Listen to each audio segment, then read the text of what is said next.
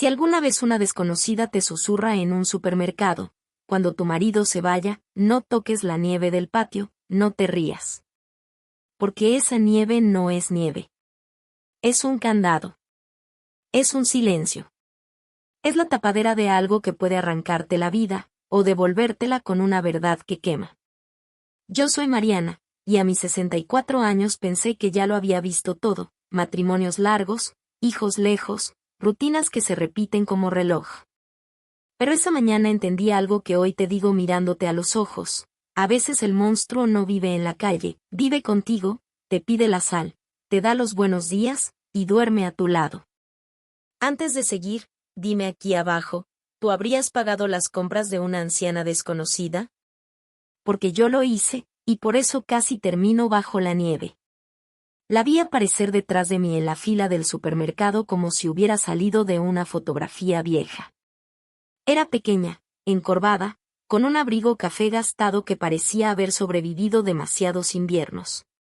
Traía el cabello plateado recogido con un broche barato y los dedos temblorosos le daban vueltas a una cartera de imitación, como si dentro cargaran no solo monedas, sino preocupaciones. El letrero luminoso del súper El Faro, aquí en San Jacinto del Valle, zumbaba encima de las cajas registradoras.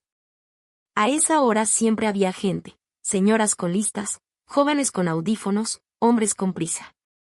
Yo estaba ahí por lo mismo de siempre, pan, leche, un poco de verdura, café, lo básico para llenar una casa que, desde hacía años, se sentía demasiado silenciosa. La anciana puso sus cosas en la banda, arroz, frijoles, un caldo en cubo, jabón, un paquetito de té y una cajita de galletas sencillas. Nada de lujos. El cajero, un muchacho con cara de ya quiero salir, pasó los productos rápido y dijo el total. Con tarjeta, murmuró ella, estirando una mano que le temblaba. Rechazada. El cajero intentó otra vez. Rechazada. La fila se hizo más larga. Escuché un ainó detrás de mí, y luego un suspiro impaciente. Señora, ¿trae otra forma de pago? Preguntó el cajero, y aunque trató de sonar amable, se notaba el fastidio. La anciana se puso roja. Buscó monedas en su cartera, las sacó una por una, como si cada centavo doliera. Le faltaba. Le faltaba por mucho. Y yo no sé qué fue. Tal vez fue la manera en que bajó la mirada, como pidiendo perdón por existir. Tal vez fueron sus ojos hundidos, de esos que parecen cargar historias. Tal vez fue que, por un segundo, me vi a mí misma ahí en unos años, sola, olvidada, con la tarjeta fallando, y con una fila completa esperando a que me desaparezca. Yo se lo pago, dije de golpe, antes de pensarlo. El cajero volteó como si al fin el mundo le hiciera un favor. Pasé mi tarjeta. Aprobada. La anciana se quedó inmóvil, con las manos detenidas en el aire. No, mija, susurró, pero su voz era tan débil que casi no la escuché. No se preocupe, de verdad, le sonreí. Solo, llévese sus cosas. Ella levantó la cara. Y te juro que, cuando me miró, sentí como si me abrieran el pecho con una llave. No era una mirada de gratitud común. Era una mirada de alguien que te está leyendo por dentro. Se acercó despacio, demasiado cerca. Me llegó el olor de un perfume antiguo, como a talco y flores secas. Sus labios temblaron y, sin que nadie más pudiera escucharlo, me susurró. Cuando tu marido se vaya, no toques la nieve del patio. Me quedé tiesa. ¿Qué? Me alcancé a decir. Pero ella ya estaba girando, metiéndose entre los pasillos, deslizándose como una sombra.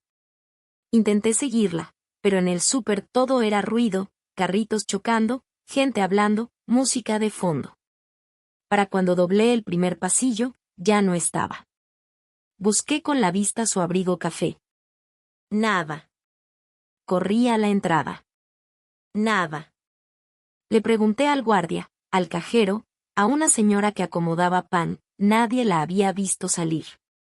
Era como si hubiera desaparecido en el aire, como si nunca hubiera existido. y ahí, con mis bolsas en la mano y la cabeza dando vueltas, lo pensé por primera vez. ¿Cómo sabía que yo tenía marido? No traía anillo. Lo había perdido hace años y Esteban, mi esposo, jamás quiso comprar otro. Gasto innecesario, decía, con esa frialdad suya que yo ya había normalizado.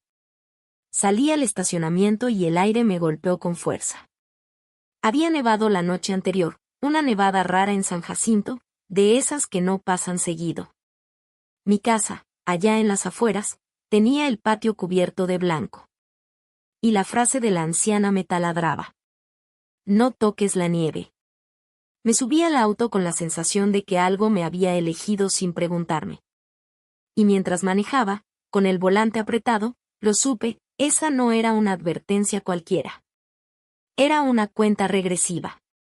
Esa noche, Esteban mencionó un asunto fuera del pueblo, y yo sentí que el reloj empezaba a correr. Vivo en una casa de 2 pisos a las afueras de San Jacinto del Valle. Antes me parecía romántica, árboles altos, poca gente, aire limpio. Ahora, a mis 64, esa misma distancia se siente como aislamiento. Como si el mundo estuviera lejos a propósito. Cuando entré por la cochera, escuché el sonido metálico de herramientas acomodándose. Esteban estaba en el garaje, ordenando con esa obsesión suya, todo alineado, todo exacto, todo bajo control. A sus 67, seguía imponiendo. Alto, hombros anchos, bigote gris impecable, mirada que podía ser cálida un segundo y congelarte al siguiente. No era un hombre de gritos, era peor, era un hombre de silencios. Y ese día, lo primero que vi fue una pala apoyada contra la pared. No sé por qué, pero se me apretó el estómago. Fue una reacción irracional, instantánea. Como si mi cuerpo supiera algo que mi mente todavía no aceptaba. Llegaste tarde, dijo sin mirarme. Había mucha fila, mentí, cargando las bolsas hacia la cocina. No le conté nada de la anciana. Algo en mí me dijo que no debía. Como si mencionarla fuera invocarla otra vez. Como si decir nieve en voz alta fuera abrir una puerta. Durante la cena casi no habló. Esteban comió lento, masticando como siempre, pero sus ojos se iban una y otra vez hacia la ventana del patio trasero. Afuera, la nieve brillaba con la luz del poste como un espejo blanco. ¿Tienes planes mañana?, preguntó de repente. Levanté la vista, cuidando que mi voz no temblara. Los de siempre. ¿Por qué? Tengo que salir al pueblo. Un asunto. Voy a tardar. Mi corazón dio un brinco. Cuando tu marido se vaya. Tragué saliva. Ah, está bien. Él asintió, y siguió comiendo como si acabara de decir voy por tortillas. Esa noche me acosté sin sueño. Esteban roncaba suave, como si su cuerpo no cargara nada. Yo, en cambio, estaba despierta, mirando el techo, escuchando los crujidos de la casa. El viento pegaba en las ventanas. La nieve afuera seguía intacta, silenciosa, demasiado perfecta. A las 3 de la mañana, Esteban se levantó. Yo fingí dormir, pero vi todo a través de las pestañas, jeans, botas pesadas, chamarra gruesa. Se movió sin hacer ruido, como alguien acostumbrado a no ser visto. Salió del cuarto. Esperé unos minutos y me levanté con el corazón en la garganta. Caminé descalza hasta la sala, me escondí detrás de las cortinas, y miré hacia el patio trasero. Ahí estaba. Esteban, con una linterna, parado justo en el centro del jardín, frente a una zona donde la nieve parecía más profunda. Se quedó inmóvil, mirando hacia abajo como si estuviera calculando, como si estuviera recordando algo. 20 minutos. Sin moverse. Luego regresó. Y yo, temblando, entendí por qué la anciana olía a talco y urgencia. Porque no me habló de la nieve por casualidad. Me habló como alguien que ya había llegado tarde a otras historias. Volví al cuarto antes de que Esteban subiera. Me metí en la cama fingiendo tranquilidad. Él se acostó sin decir nada. Su respiración se hizo pesada rápidamente. Yo no. Yo seguía viendo la linterna en la nieve. Y una idea, horrible y clara, se formó en mi cabeza. Esteban no estaba mirando la nieve. Estaba mirando lo que la nieve escondía. Antes de continuar, dime algo.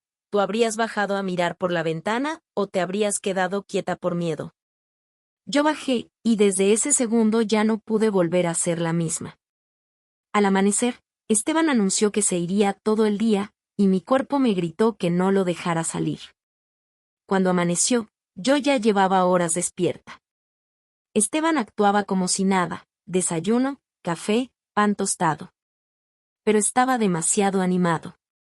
Como si hubiera tomado una decisión. Salgo a las 9, dijo mirando el reloj. No me esperes para comer. Regreso tarde. ¿Qué asunto es? Pregunté, intentando sonar casual.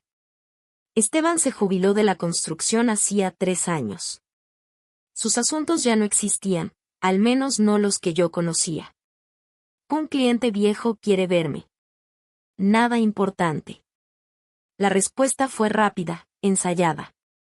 Vi cómo revisó su celular 2 veces en menos de 1 minuto. Vi cómo evitó mirar hacia el patio, como si temiera que yo lo siguiera con los ojos. A las 9 en punto se fue. El motor de la camioneta se perdió por el camino de terracería. Yo esperé hasta que el silencio fue total. Y entonces salí. Me puse el abrigo más grueso, guantes, botas.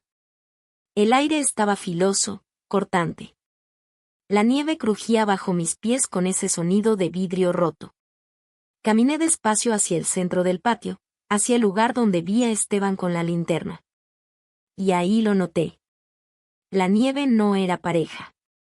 Había una sección alisada de forma demasiado cuidadosa, como si alguien hubiera movido algo y luego hubiera pasado la mano, o una tabla, para borrar huellas.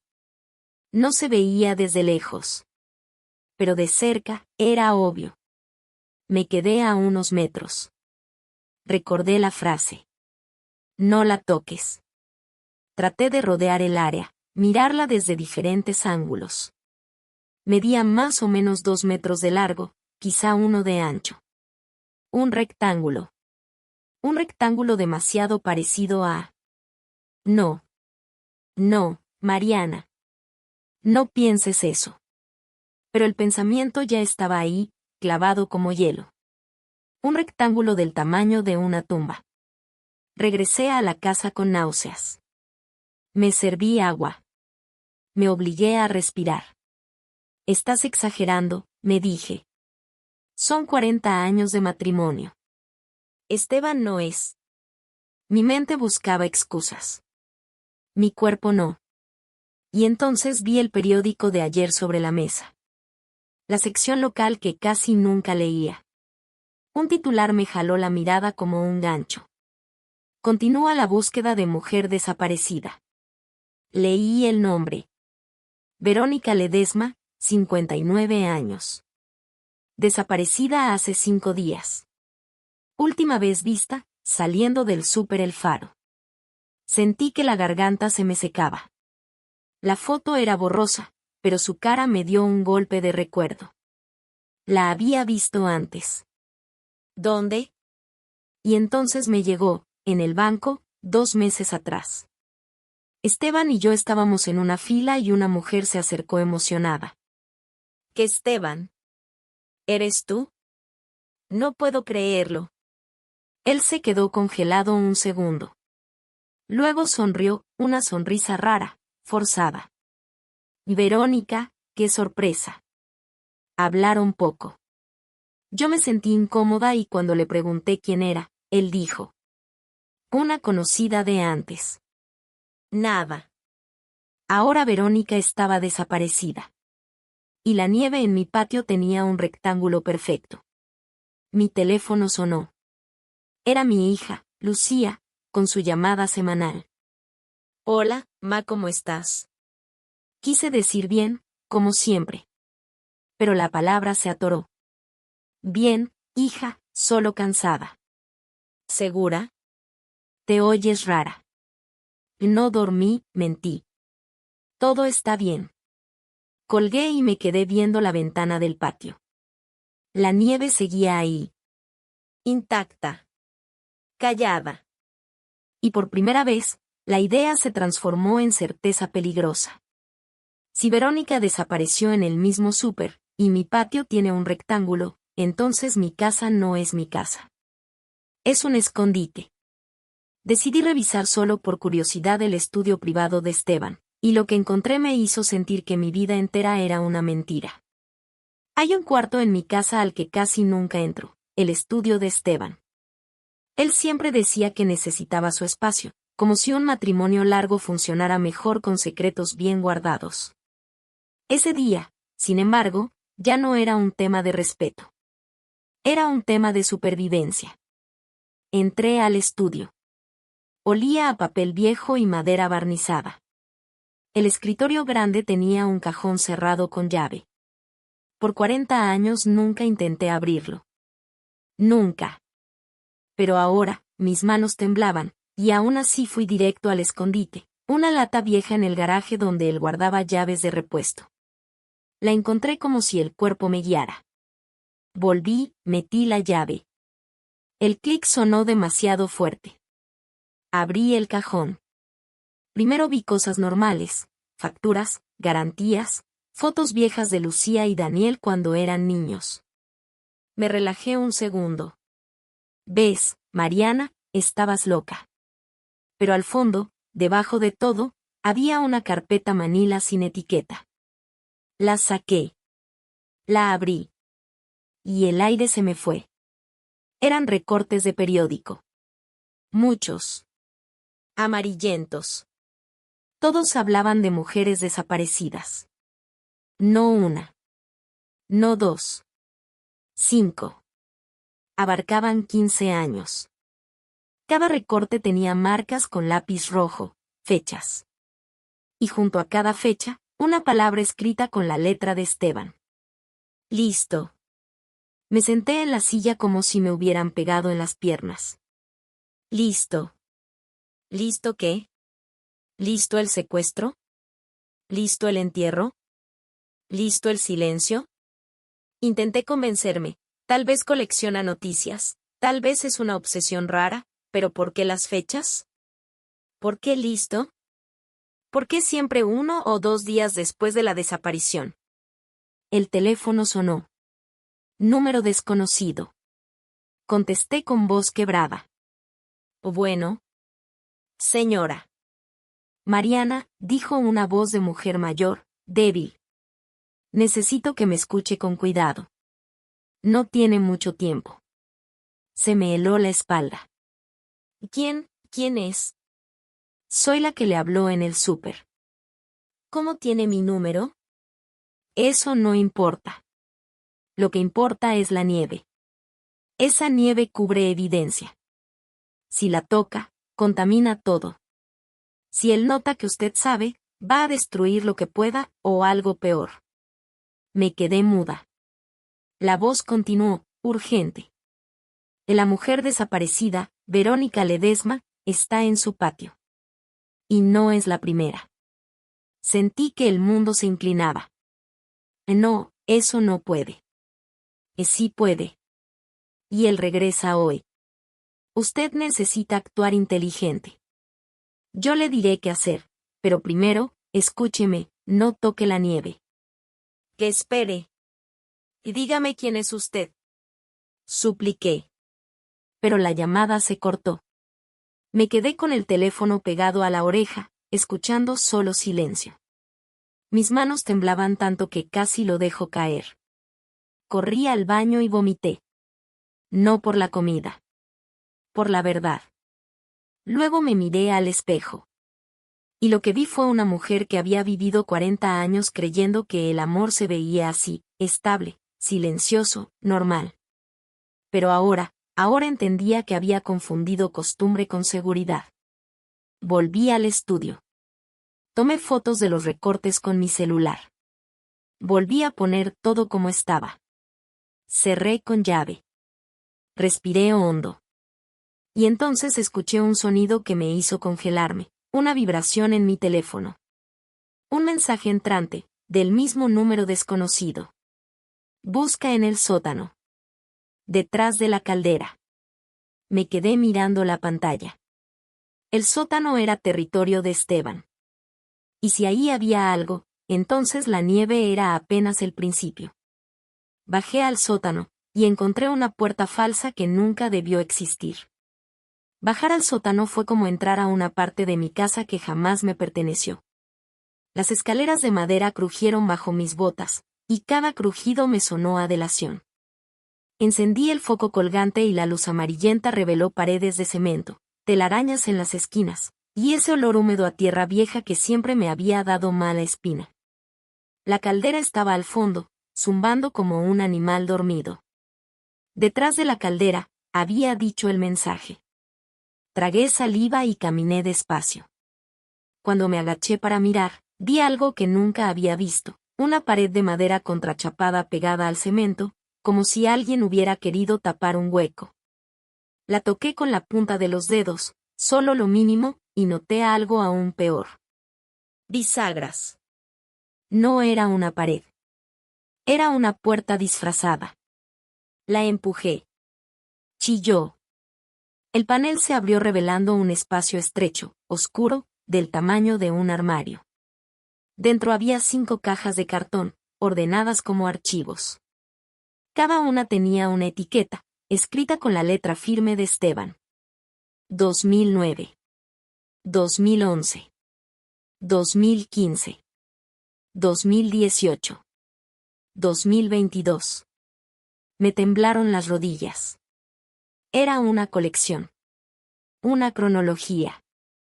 Un inventario. Tomé aire y abrí la primera caja. Me obligué a hacerlo como si fuera otra persona, una policía, una extraña, alguien que no estuviera a punto de destruirse por dentro. Dentro había una cartera de mujer con una identificación, Claudia Ríos.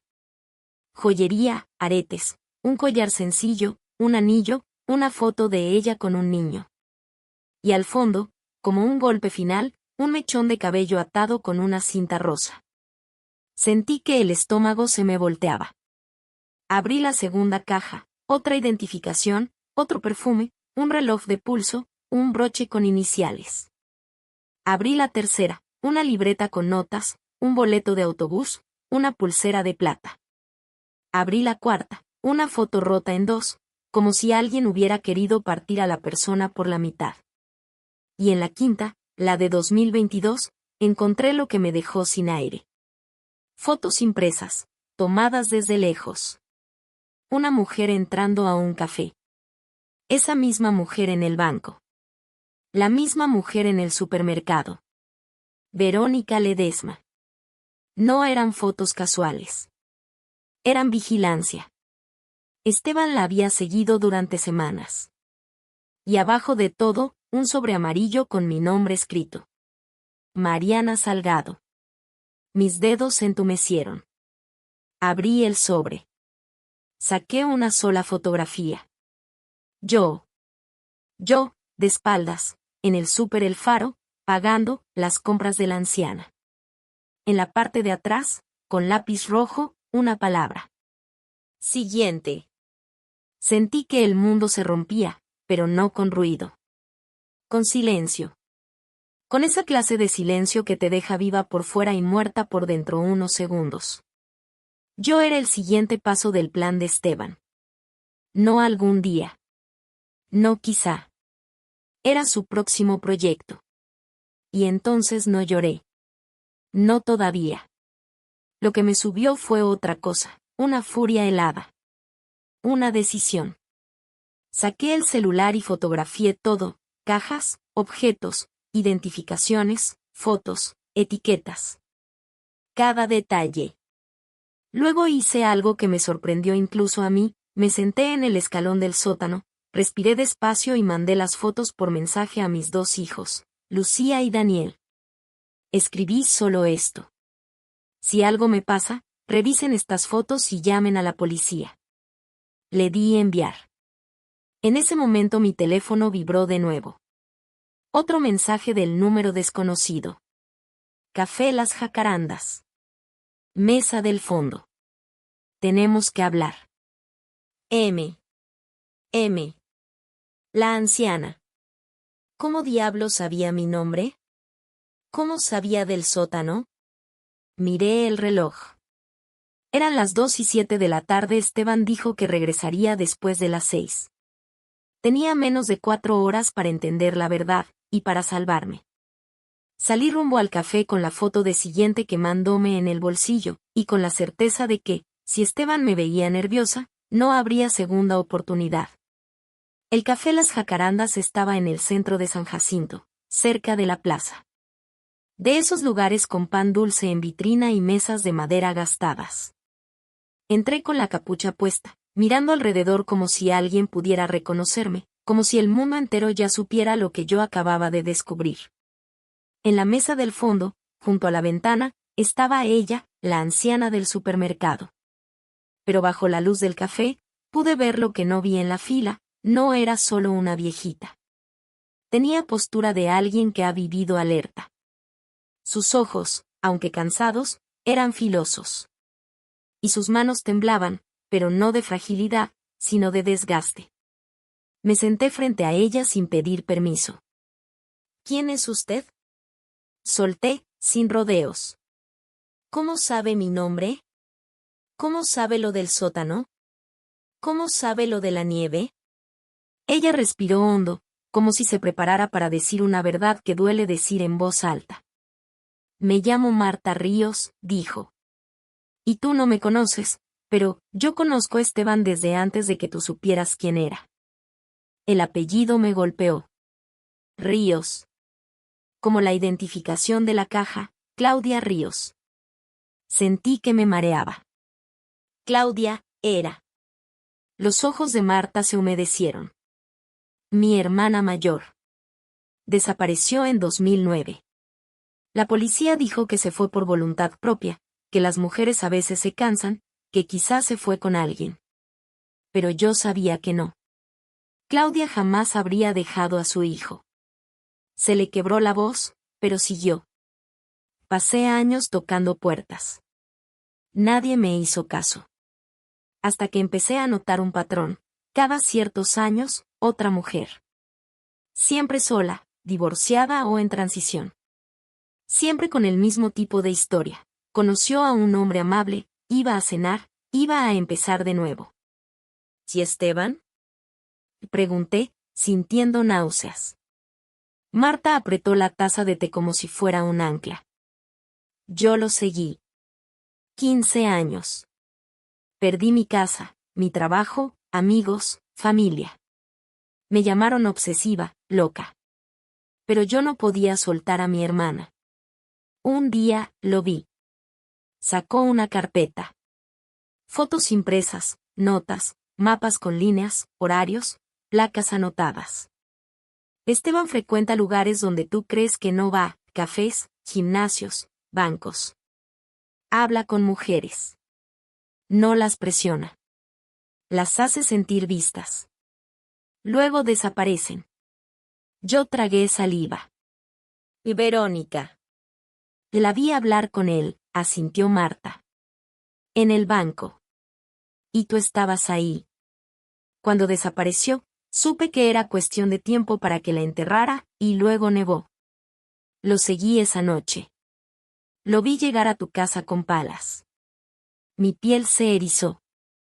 ¿Y por qué no lo detuvo antes? Marta me miró con una tristeza que parecía antigua. Porque sin evidencia física, nadie mueve un dedo. Yo denuncié, muchas veces. Solo me tomaron en serio un detective, uno. Antes de continuar, te digo algo, si estás viendo esto, no te vayas, porque lo que viene ahora fue el momento exacto en que entendí que el peligro no era descubrirlo, era sobrevivirle. Escúchame bien, Mariana, dijo Marta inclinándose, Esteban planea deshacerse de ti. Y si cree que tú sospechas, no va a esperar una nevada. Va a improvisar. Y eso es más peligroso. Encontré una foto mía marcada como siguiente, murmuré. Marta cerró los ojos, como si esa confirmación le doliera. Entonces ya estamos en tiempo extra. ¿Qué hacemos? Pregunté, y mi voz sonó más firme de lo que me sentía. Tengo fotos de todo. Pero si llamo a la policía y él se entera. Necesitamos atraparlo en flagrancia o con orden, dijo. Mi detective está moviendo la orden, pero no será inmediato. Yo pensé en el patio. En la nieve. En el rectángulo. Y Verónica. Está ahí, dijo Marta. Y si no actuamos, Esteban la moverá en cuanto sospeche. Me quedé mirando mis manos. Eran las manos que habían cocinado para ese hombre. Las manos que habían firmado papeles junto a él, que habían sostenido a mis hijos. Las manos que ahora temblaban por miedo. Marta tocó mi brazo. No estás sola. Y por primera vez en horas, creí esa frase. Marta me reveló que su detective ya venía con una operación, pero para que funcionara, yo tenía que volver a casa y cenar con el monstruo como si nada. El plan era simple, en teoría. En la práctica, era una pesadilla. Marta me llevó a su apartamento pequeño, un lugar modesto lleno de mapas y recortes, como un cuarto de guerra. Ahí me presentó, por videollamada, al detective que sí le creyó, detective Ibarra. Un hombre serio, voz firme, mirada cansada. Señora Salgado, dijo, las fotos que usted tomó son fuertes. Con eso podemos solicitar una orden de cateo. Pero necesitamos tiempo. Y necesitamos que Esteban no sospeche. ¿Cuánto tiempo? Pregunté. Horas. Tal vez hasta mañana temprano. Pero si él mueve la evidencia hoy en la noche, perdemos la parte más importante. Marta sacó un pequeño dispositivo, parecía un botón. Y micrófono y GPS, me explicó. Lo escondes en tu ropa. Si Esteban confiesa o dice algo, queda grabado. Y si sientes que tu vida está en peligro, presionas aquí. Mis manos temblaron al sostenerlo.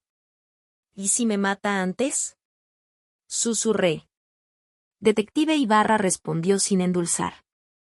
Por eso hay unidades cerca. Pero no se arriesgue a enfrentarlo. Usted vuelve, actúa normal, y nos da tiempo para llegar con la orden. Actuar normal. Como si mi esposo no guardara trofeos humanos en un sótano. Como si no hubiera una mujer muerta, o peor, bajo mi nieve. Como si yo no fuera siguiente. Regresé a casa a las 5:30. El sol ya estaba bajando, y la nieve afuera seguía brillante, intacta. Entré, me cambié a ropa cómoda, puse agua a hervir, corté verduras, hice lo que siempre hacía. La rutina es una máscara. Y yo la usé. A las 6:12, escuché la camioneta de Esteban. Me dieron ganas de correr, pero me obligué a respirar. Él entró, colgó la chamarra y me miró directo, como si midiera mi temperatura emocional. Hola, amor, dije, con una sonrisa que me dolió construir. ¿Cómo te fue? Bien, respondió seco. ¿Y tú? Y tranquilo. Me mareé un poco en la tarde, descansé. Levantó una ceja. Se acercó un paso, olió el aire como si pudiera oler la culpa. Deberías cuidarte más. Esa frase, en otra vida, me habría sonado a preocupación. Ahora me sonó a advertencia. Cenamos en silencio. Yo lo observaba como nunca antes, la precisión con la que cortaba el pollo, la forma en que bebía agua, la mirada breve hacia la ventana del patio. Y entonces, como si el destino disfrutara de burlarse, Esteban dijo: mañana quizá nieve otra vez. Sentí que el corazón se me detuvo. Recordé el código que me habían hecho memorizar. Tenía que responder de manera casual, pero con un mensaje oculto. Ojalá no, dije, fingiendo fastidio. Luego la nieve ensucia el patio y uno tiene que estar limpiando. Ensucia el patio, la frase clave. En algún lugar, Marta y el detective escuchaban ese micrófono. Esteban me miró. una pausa mínima. Sí, ensucia, repitió él. Y ahí lo vi, una chispa extraña en su mirada. Como si la frase le hubiera gustado demasiado. Esa noche me acosté con el botón bajo la almohada. Esteban se durmió rápido. Yo no. A las 2:03 de la mañana, él se levantó. Sentí cómo se activaba el instinto animal del miedo. Lo escuché vestirse. Lo escuché bajar. Lo escuché abrir la puerta trasera. Me acerqué a la ventana con cuidado. Y ahí estaba otra vez, Esteban, con linterna y una pala. Pero esta vez no solo miraba la nieve. Esta vez empezó a cavar. Presioné el botón. 1 vez. 2. 3. Emergencia máxima. Mi teléfono vibró, mensaje del detective Ibarra. Unidades en camino. Quédate dentro. No lo enfrentes. Yo asentí sola, pero entonces. Esteban se detuvo de golpe. Como si hubiera escuchado algo. Como si hubiera sentido que ya no estaba solo. Levantó la cabeza. Buscó las ventanas. Y yo cometí el error de moverme. Él volteó exactamente hacia donde yo estaba. Y su linterna pegó directo al vidrio. Esteban me vio despierta, y lo siguiente que escuché fue la puerta de atrás abriéndose con violencia. Me alejé de la ventana como si me hubiera quemado. Corrí al cuarto, me metí bajo las cobijas, cerré los ojos y traté de controlar la respiración. El corazón me golpeaba en la garganta. Escuché pasos subiendo rápido. La puerta del cuarto se abrió. Sentí su presencia. Pesada. Cercana. Por segundos eternos, Esteban no dijo nada. Solo me observó. Como un cazador midiendo si la presa finge o duerme. Luego, su mano cayó sobre mi hombro. Mariana, susurró. ¿Estabas despierta? Abrí los ojos lentamente, actuando somnolencia. ¿Qué? No, ¿qué pasa? Él inclinó la cabeza, evaluando. Pensé que escuché algo afuera. Fui a revisar. ¿Y, todo bien? Sí, dijo, pero su voz no sonó tranquila. No se acostó. Escuché sus pasos alejándose, hacia el pasillo, hacia el estudio. Mi sangre se heló. El cajón. Los recortes. ¿Había movido algo? Yo juraría que lo dejé igual, pero un monstruo vive de notar diferencias. Luego escuché otro sonido, la puerta del sótano. Y algo peor. Cajas arrastrándose. Esteban estaba revisando su escondite. Mi teléfono vibró otra vez. 5 minutos. Oficial por puerta trasera. Mantente a salvo. 5 minutos podían ser una eternidad.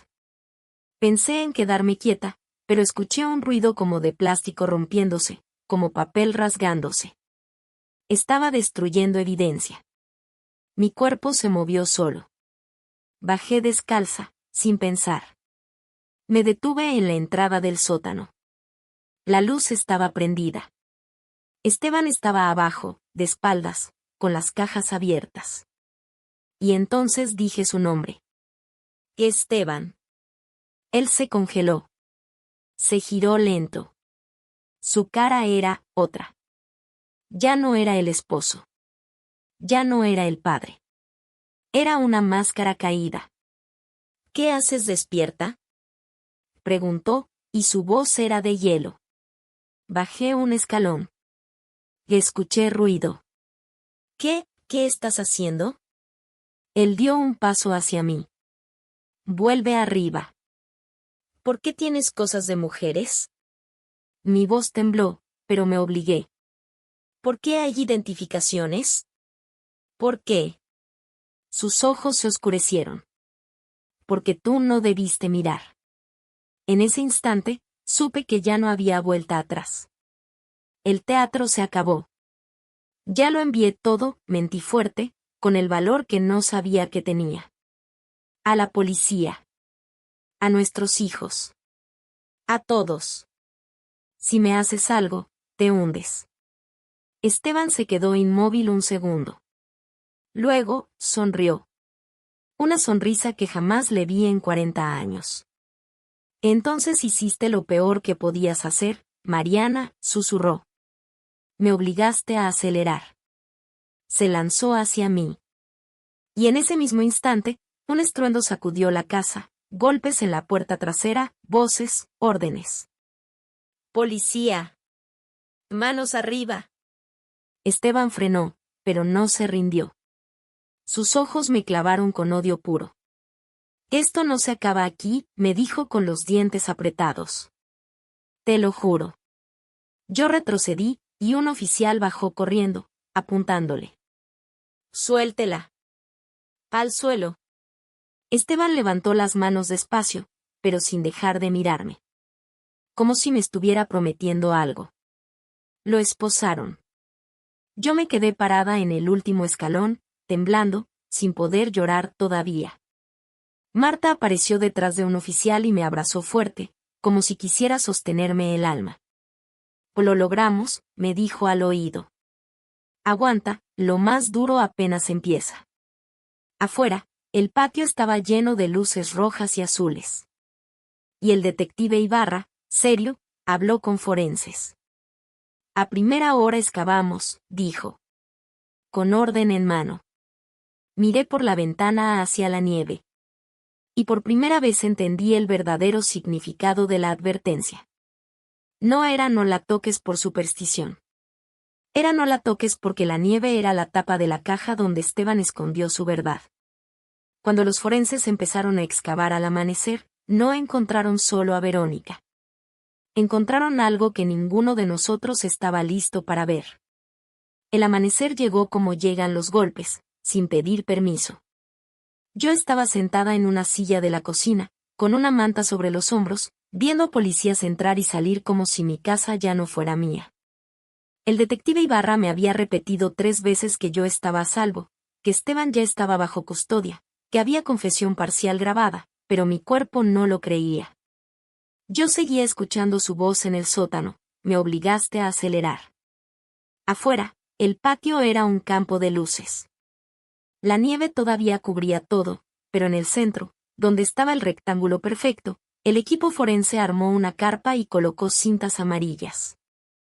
El aire olía a metal frío, a tierra húmeda y a esa electricidad rara que deja la tragedia cuando empieza a tener testigos. Marta estaba a mi lado, en silencio, apretando un rosario entre los dedos. Nunca me había parecido una mujer religiosa, pero esa mañana entendí que a veces la fe no es creer, es aferrarte a algo para no desmoronarte. ¿Estás lista? Me preguntó Ibarra con voz baja. Yo no estaba lista para nada. Pero asentí. Porque si no miraba, si no enfrentaba, Esteban seguía ganando. Los forenses empezaron despacio, como cirujanos. No cavaban de golpe. Primero retiraban capas con palas pequeñas, luego con herramientas finas.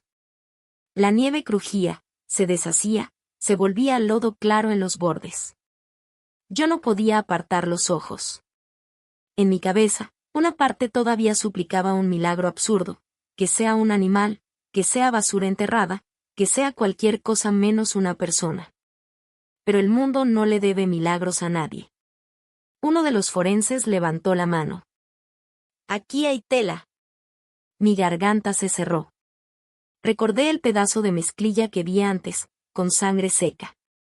Otra voz gritó. Tenemos un cuerpo. Marta soltó un sonido que no era llanto, era un quiebre, como si alguien le partiera un hueso por dentro. La sostuve por el brazo porque sus piernas se doblaron. Es ella, susurró. Es Verónica. Dios mío. Ibarra se acercó a los forenses. Habló con ellos, y aunque yo no escuchaba todo, vi su cara endurecerse todavía más.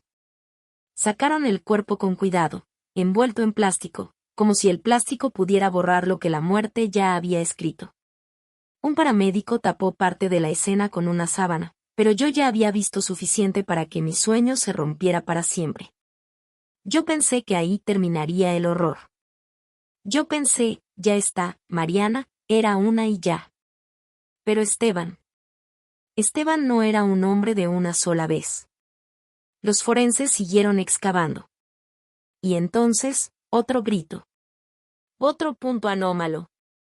Más profundo. Mi estómago se hundió. Empezaron a cavar unos centímetros más abajo, y el silencio se volvió insoportable, como si el mismo patio contuviera el aliento. El detective Ibarra se volteó hacia mí con los ojos fríos. Señora Salgado, necesito que se prepare. Yo no contesté. No pude. Porque en ese segundo, el forense levantó algo que brilló bajo la luz, un broche metálico, oxidado. Luego, otra capa de tela. Y luego, el contorno.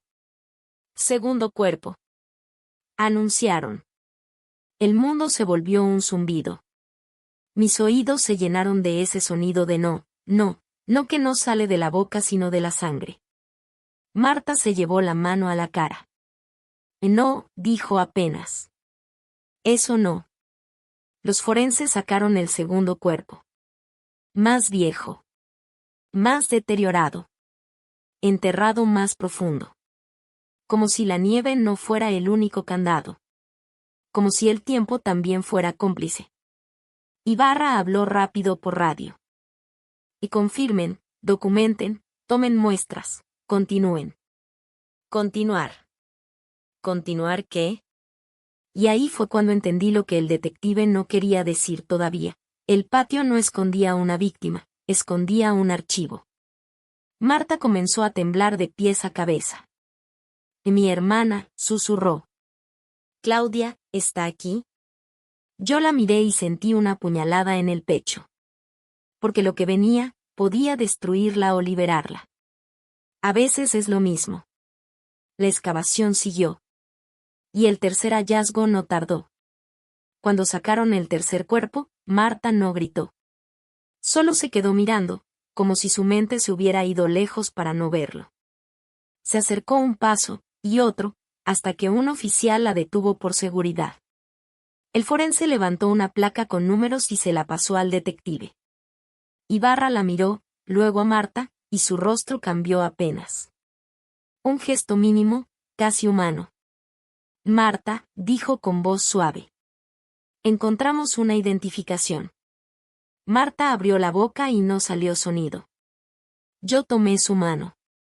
¿Qué dice? Logró preguntar ella, como si cada palabra fuera un cuchillo. Ibarra tragó saliva. Claudia Ríos.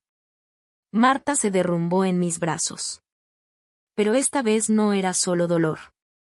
Era dolor, con final. Con nombre. Con verdad. Lloró como lloran las personas que han esperado 15 años para que alguien diga no estabas loca. Yo me quedé parada viendo mi patio convertido en tumba. Viendo el blanco convertirse en barro, y el barro convertirse en prueba. Y supe algo que me partió y me salvó al mismo tiempo. Mi matrimonio no se había roto hoy. Se había podrido desde el principio. Esa mañana, la policía revisó mi sótano con orden judicial. Documentaron las cajas, los trofeos, las fotos. Encontraron manchas, encontraron herramientas, encontraron detalles que mi mente se negaba a aceptar, pero que la ciencia no discute. En la patrulla, Esteban se reía. No lloraba, no suplicaba. Solo, sonreía. Como si hubiera disfrutado el juego hasta el final. Pero el detective Ibarra se acercó a mí y me dijo algo que jamás voy a olvidar. Ya no controla la historia, señora Salgado. Ahora usted la cuenta. Y cuando pensé que todo estaba resuelto. Ibarra me mostró un archivo con fechas y direcciones. Esteban no solo enterró en mi patio. Había más lugares. Muchísimos más. 3 meses después, el frío ya no era de nieve. Era de juzgado. La sala estaba llena. Familiares, prensa local, curiosos. Yo nunca había sido noticia. Yo era la señora de la casa grande en las afueras, la esposa de un hombre respetable. Y de pronto, mi vida estaba en titulares que yo no quería leer. Esteban entró escoltado, con el uniforme naranja de detenido. Se veía más viejo, más delgado. Pero su mirada seguía siendo esa cosa oscura que ahora reconocía como su verdadero rostro. Yo no lo miré por mucho. Aprendí que hay miradas que son ganchos. A mi lado estaban mis hijos, Lucía y Daniel. Verlos ahí me rompía el corazón, porque sus ojos decían lo que ninguna palabra podía decir: no sabemos quién era nuestro padre. Lucía apretaba mis dedos. Mamá, lo siento, susurró. Siento no haber estado más cerca. Y no es tu culpa, le dije, y por primera vez lo dije en serio. Esto era su monstruo, no el nuestro. Marta también estaba ahí. Su espalda recta, su rostro pálido, como alguien que ya lloró todo lo que podía llorar y ahora solo quiere justicia. Llevaba una foto de Claudia en la bolsa, como si su hermana fuera a escuchar la sentencia. El fiscal presentó pruebas, los objetos, las fotografías, los rastros, la excavación, el audio de mi micrófono. Y sí, también la parte donde Esteban dijo que yo era siguiente. La sala entera quedó en silencio cuando eso se reprodujo. La defensa intentó ensuciarme. Dijo que yo debía saber, que es imposible vivir tanto con alguien así sin notar algo. Y yo me levanté a testificar. Las piernas me temblaban, pero caminé.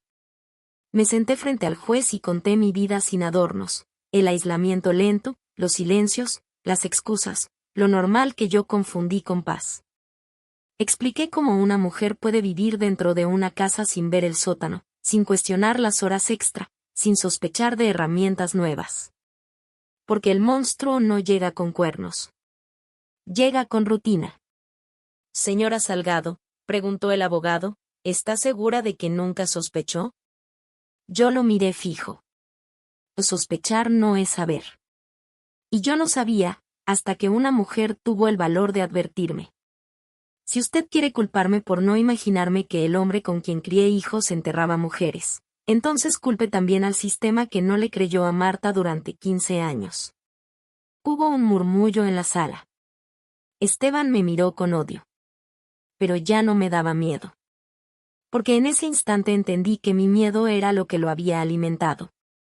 Con las investigaciones, la policía conectó a Esteban con más lugares de construcción donde había trabajado. No todos los casos pudieron confirmarse con cuerpos, pero sí con objetos, rastros y patrones. El fiscal se centró en los casos probables y comprobables: 3 cuerpos en mi patio, evidencia de otras víctimas, intento de asesinato, mi caso, y posesión de objetos de víctimas. El día de la sentencia, el juez habló con una voz que todavía escucho en sueños. Por los cargos presentados, por la evidencia y por el peligro para la sociedad, el acusado es condenado a cadena perpetua, sin posibilidad de libertad condicional. El martillo sonó. Y ahí pasó algo raro, no sentí alegría. Sentí vacío. Como cuando quitas un mueble pesado de un cuarto y te das cuenta de cuánto espacio ocupaba sin que lo notaras. Esteban se giró para mirarme una última vez. Sus labios se movieron, pero no escuché qué dijo. No necesitaba escucharlo. Ya no era mi dueño. Ya no era mi historia. Afuera del juzgado, la hermana de Verónica se me acercó. Yo me preparé para un golpe, para un insulto. Pero ella solo me abrazó llorando. Gracias por no callarte, me dijo. Mi hermana no va a volver, pero, al menos ya no está perdida. Marta me abrazó después, con una fuerza que no imaginé en su cuerpo pequeño. Claudia ya descansa, dijo. Y tú estás viva. Me quebré ahí, en plena calle, como si mi cuerpo por fin soltara el aire que llevaba meses guardando. Esa misma semana vendí la casa. No podía dormir otra vez en un lugar donde el patio era un cementerio. Me mudé a un departamento pequeño cerca del mar, en Puerto Niebla, un lugar donde el viento huele a sal y no a secretos. Aprendí a vivir sola. Aprendí a hacer café sin esperar pasos en la cocina. Aprendí a dormir sin contar respiraciones ajenas. Aprendí a escuchar mi propia voz sin miedo. Marta y yo fundamos un pequeño grupo de apoyo para familias de desaparecidas. No era una fundación enorme, no salimos en televisión nacional, pero ayudábamos a lo que importaba, a que otras Martas no tuvieran que rogar 15 años para que alguien les creyera. Un día, meses después, fui al cementerio donde finalmente enterraron a Claudia y a Verónica con sus nombres completos. Llevé flores blancas. Me quedé frente a las lápidas y dije en voz baja: perdón por no haber sabido antes. Pero gracias, por haberme despertado. Porque sí, aunque suene raro, la verdad también fue un despertar. Esa noche, mirando el mar desde mi balcón, pensé en la advertencia del supermercado. Y entendí la ironía más cruel. La nieve, esa cosa que para muchos es bonita, era para mí una tapa. Un maquillaje. Un no mires aquí.